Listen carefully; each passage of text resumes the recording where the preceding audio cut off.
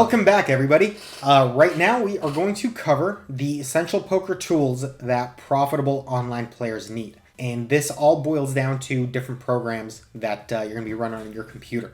All right? No surprise, we are going to recommend that you have some sort of multi-tabling software to condense all of the mechanics of gameplay. You want your brain focused on your strategy while you're playing, and multi-tabling tools basically do all of the thoughtless tasks for you, right? They set up your tables, they calculate your bet sizes, they show you the pot odds you're getting. You essentially can let your mind focus on the game itself. Even action histories are popped up for you with multi-tabling software, right?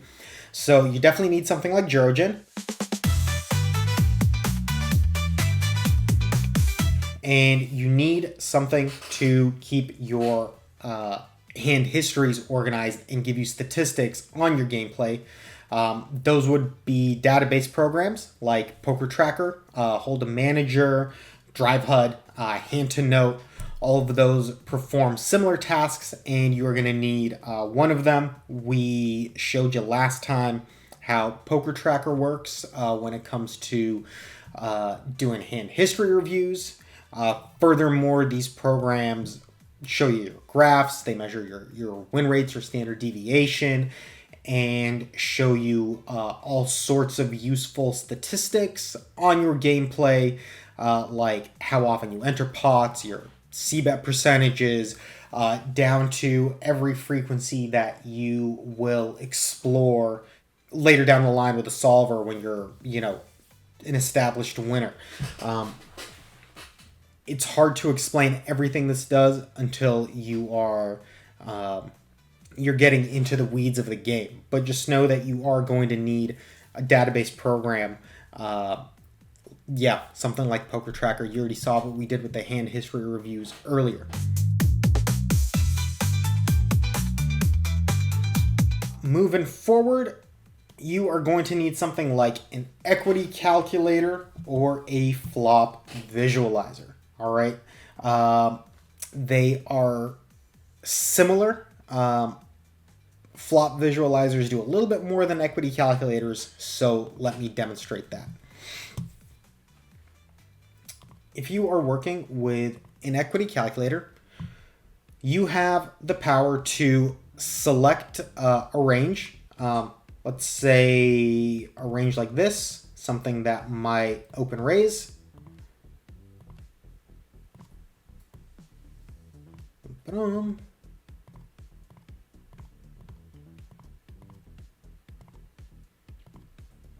Right. And maybe you can compare an opening range to a defensing range, right? Big blind is going to defend sometimes versus an open, right? So let's just get a quick estimate of a range like that. We can say they're probably going to be 3-betting the best hands, so that's why we took those out. Maybe make it a little bit more realistic by sticking some of these guys back in. Getting rid of these random king 8s. The point is, once you hit calculate, you will get a percentage of how often each range, that is an average of all of the combinations that make it, win at showdown. You could put in any flop you want. Also hit calculate and see how those ranges perform. Why is this useful? Well, you can, I'm sure you can already guess how. We said this game is based on pot odds, minimum defense frequencies, right? Well, we need to know equities to measure our risk, right? Compare it to the reward that we see in the pot. And that is exactly what this program does.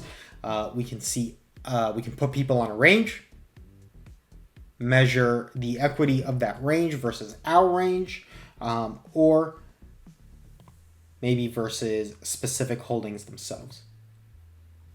Oop. Like so. Some of these programs are free. I'm sure if you can Google equity calculator. But then you also have something like a range visualizer or a flop visualizer. And that would be something like this here, like Flopzilla. There's also a program called Poker Cruncher, maybe some other ones that do similar things. But as you can see here, we input two ranges similar to an opening and a defending range. The takeaway here is that the program will calculate the equities for you just like an equity calculator does, but it'll also show you how often that range is going to connect with a flop. So right now, since there's no flop put in, right, we can see just how often in general we can expect to flop something like an overpair or a top pair when we open this range. And once we get a flop going, we can also compare the different hand categories that make up each range for the two players, right? So this helps us with our pot odds and minimum defense frequencies, again, by also measuring not only our probabilities, but also how often we can expect a range to